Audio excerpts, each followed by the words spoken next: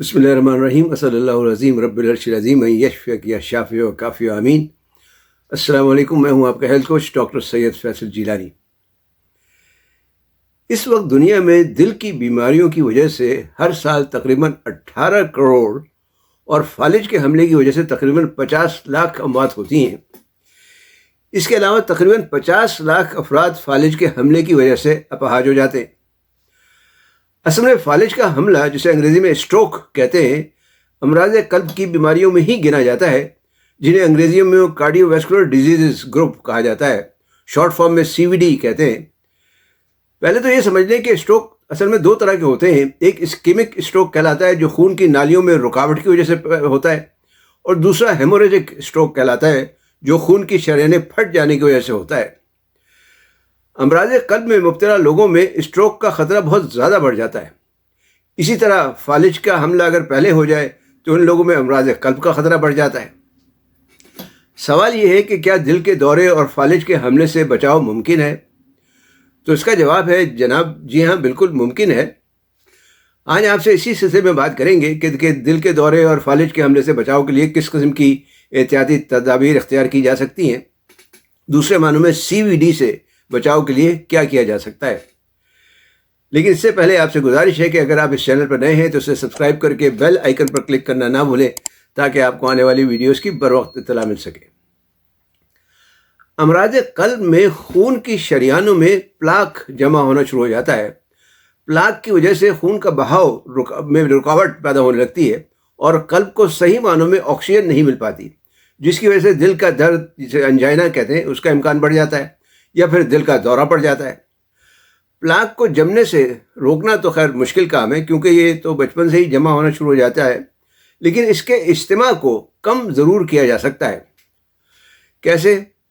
اس کے لیے سب سے پہلا کام جو کرنے کا ہے وہ یہ کہ اگر آپ کسی بھی قسم کا تمباکو استعمال کرتے ہیں تو اسے تو فوراً چھوڑ دیں، چاہے تمباکو نوشی کی شکل میں، پان میں، آج کل مین پوری، گٹکا، ویپنگ، حقہ وغیرہ، یہ سب چھوڑ دیں۔ یہ ایک مشکل کام ضرور ہے، لیکن تحقیق کے مطابق جو لوگ تمباکو استعمال کرتے ہیں ان میں امراض قلب، دل کے دورے یا فالج کے حملے کا امکان جو ہے 2 گنا بڑھ جاتا ہے۔ اس لیے بہتر ہے کہ تمباکو فوراً چھوڑ دیں۔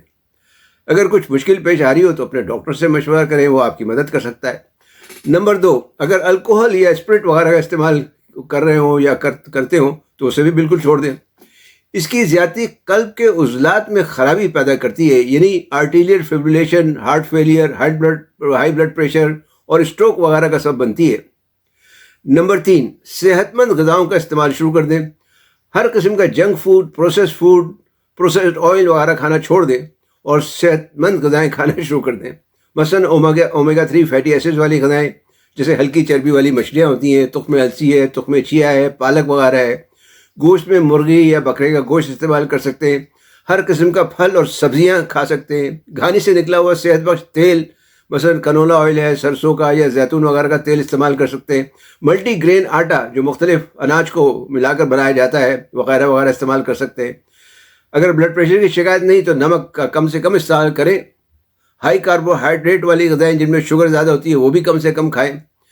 صحت مند کھانے کی بہترین مثال مشرق وسطیٰ میں کھایا جانے والا کھانا ہے، جو ایک بہت ہی بہترین صحت مند غذا ہے۔ نمبر 4، خون میں ٹوٹل کولیسٹرول کی سطح کم سے کم رکھنے کی کوشش کریں۔ LDL کولیسٹرول اور ٹرائیگلیسرائڈز کی زیادتی مضر ثابت ہو سکتی ہے۔ کوشش کریں کہ ٹوٹل کولیسٹرول 200 ملی گرام پر ڈیسی لیٹر سے کم ہو۔ اگر قلب کا عرضہ ہو چکا ہو خدا نخواستہ تو LDL کولیسٹرول 70 ملی گرام پر ڈیسی لیٹر سے کم ہونا چاہیے۔ اگر امراض قلب کا خطرہ زیادہ ہو یا امکان زیادہ ہو تو 100 ملی گرام یعنی 100 ملی گرام پر ڈیسی لیٹر ہونا چاہیے۔ باقی تمام لوگوں کے لیے 130 ملی گرام سے کم رہنا چاہیے۔ جہاں تک ٹرائیگلیسرائڈز کا تعلق ہے تو اسے 150 ملی گرام سے کم ہونا چاہیے۔ LDL کولیسٹرول مضر کولیسٹرول کہلاتا ہے، کیونکہ یہ شریانوں میں پلاک کے جمع ہونے کا ایک بہت بڑا سبب ہے، جسے انگریزی میں ایتھروسکلیروسس کہتے ہیں۔ ماہرین کے مطابق کولیسٹرول اور ٹرائیگلیسرائڈز کی زیادتی امراض قلب اور فالج کے حملے کا بہت بڑا سبب ہے۔ نمبر 5، مفید کولیسٹرول یعنی HDL میں اضافہ کرنے کی کوشش کریں بلکہ مردوں میں HDL کولیسٹرول کی مقدار کم سے کم 45 ملی گرام پر ڈیسی لیٹر اور خواتین میں کم از کم 55 ملی گرام ہونا چاہیے پر ڈیسی لیٹر ہونا چاہیے، 60 साल से ऊपर की उम्र में अमराज कब्ज़ से बचने के लिए एक नहायत ही बेहतरीन सतह है कोलेस्ट्रॉल की। HDL कोलेस्ट्रॉल असल में LDL कोलेस्ट्रॉल की ज़रूरत से ज़्यादा मकदार को जिस्म से बाहर निकालने में मदद देता है, इसीलिए इसे मुफीद कोलेस्ट्रॉल कहते हैं। नंबर 6, बुलंद फुशार खून यानी हाई ब्लड प्रेशर पर काबू पाएं। कोशिश करें कि ब्लड प्रेशर 120 और 80 मिलीमीटर मरकरी या इससे कुछ कम रहे। वैसे उम्र के साथ साथ ब्लड प्रेशर में कुछ फ़र्क पड़ता रहता है। आप अपनी उम्र के लिहाज से डॉक्टर से पूछकर उस पर अमल कर सकते हैं। ब्लड प्रेशर पर काबू पाने के लिए चंद अहम काम जो आप कर सकते हैं उनमें नमक का इस्तेमाल कम से कम करना है, अपने कद के लिहाज से अपने वज़न का ख्याल रखें, हर किस्म के नशे से परहेज़ करें, पानी का ज़्यादा से ज़्यादा इस्तेमाल करें और ग़िज़ाई एहतियात वगैरह भी साथ में करें। ब्लड प्रेशर शरीयानों के अंदर का प्रेशर मालूम करने के लिए लिया जाता है। इसकी ज़्यादती की वजह से कल्ब और गुर्दों दोनों को बहुत ज़्यादा मेहनत करना पड़ती है, बहुत ज़्यादा काम करना पड़ता है और अमराज कल्ब या स्ट्रोक के साथ साथ गुर्दों की खराबी भी पैदा हो सकती है। नंबर 7, शुगर पर काबू पाएं। अगर खुदा न खास्ता ज़ियाबितस का मर्ज़ लाहक हो तो खून में शुगर की मिकदार पर कंट्रोल हासिल करें। अपने डॉक्टर से मशवरा करके अपना शुगर लेवल और HbA1c ख़ास तौर पर एक टेस्ट होता है वो ज़रूर चेक करवाते रहा करें और डॉक्टर की हिदायत के मुताबिक इनको कंट्रोल में रखने की कोशिश करें। असल में ज़ियाबितस की वजह से अमराज कल्ब या फालिज के हमले के अलावा और भी कई मसाइल पैदा हो सकते हैं। बीनाई जा सकती है, गुर्दों की खराबी हो सकती है। इसलिए इस पर काबू पाना मतलब खून में ग्लूकोज की मिकदार नॉर्मल हद में रखना बहुत ज़रूरी है। नंबर 8, अपने वज़न पर काबू रखें। वज़न कितना होना चाहिए, इसके लिए एक पैमाना देखा जाता है जो बॉडी मास इंडेक्स कहलाता है। शॉर्ट फॉर्म में BDI कहते हैं। आमतौर पर इसे 18.5 से तकरीबन 25 के दरमियान होना चाहिए, लेकिन ये मुख्तलिफ माशरों या शरीयत वालों के लिए मुख्तलिफ होता है। इसलिए बेहतर है कि अपने डॉक्टर से पूछ लें कि आपका BDI कितना होना चाहिए। जहाँ तक कमर के नाप का ताल्लुक़ है तो एक आम जिसामत के मर्द की कमर जो है वो 40 इंच से कम और औरत की 35 इंच से कम होनी चाहिए। नंबर 9, वर्जिश यानी एक्सरसाइज। अगर आप वाकई दिल के दौरे या फालिज के हमले से बचना चाहते हैं तो कम से कम आधा घंटा रोज़ाना या हफ्ते में 5 दिन किसी न किस्म की वर्जिश ज़रूर किया करें। मसलन तेज़ रफ्तारी से पैदल चलना है, पसीना निकलने वाली के खेल खेलना है, तैराकी है या दौड़ वगैरह लगाना है। अगर एक वक्त में आधा घंटा नहीं कर सकते तो 15-15 मिनट के 2 हिस्सों में कर लिया करें। 15 मिनट सुबह कर लें, 15 मिनट शाम कर लें। अपने रोज़मर्रा के मामलात में हरकत शामिल करें, हरकत में बरकत है। अगर बैठकर काम करते हैं तो हर 1 घंटे बाद उठकर 1-2 मिनट के लिए टहल लिया करें। लिफ्ट के बजाय जीना इस्तेमाल किया करें। ज़्यादा से ज़्यादा पैदल चलने की कोशिश करें।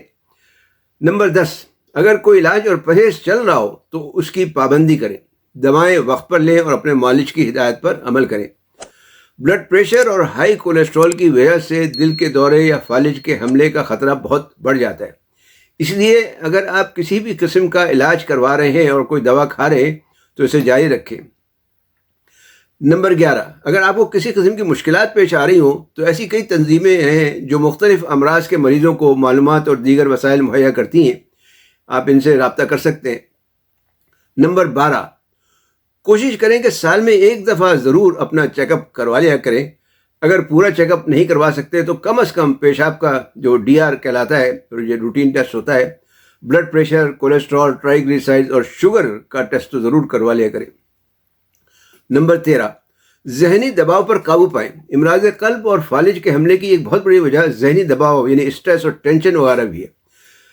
वर्जिश से यूँ तो स्ट्रेस काफ़ी कम होता है। इसके अलावा मुराकबा कर सकते हैं, जिस्म को ढीला करने वाली मशक़ें वगैरह हैं, या किसी फ़नून लतीफ़ा से भी अगर आपको शगफ़ रखें तो उससे भी जहनी दबाव में कम करने में मदद मिलती है।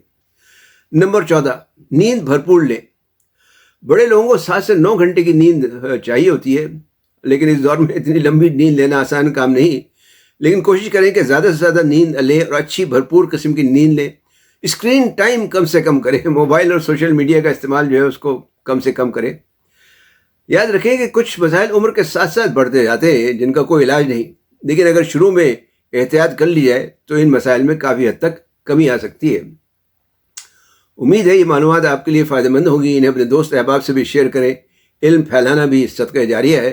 वीडियो देखने का शुक्रिया। लाइक और कमेंट करना ना भूलें। सेहतमंद, तंदुरुस्त और शाद आबाद रहें। वस्सलामु अलैकुम वरहमतुल्लाहि वबरकातुहू।